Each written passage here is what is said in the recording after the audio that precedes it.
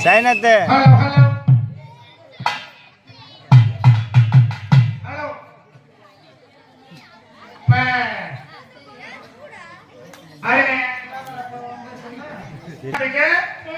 என் மக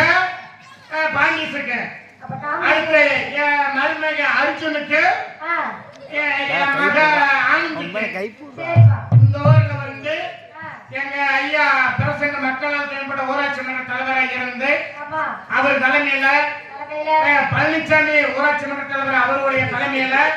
எங்க ஐயா தலைமை காவலருடைய தலைமையில மற்ற கிராம பொதுமக்கள் அனைவரும் தலைமையில எங்க முத்துமாரி மைப்பெட்டு தலைமையில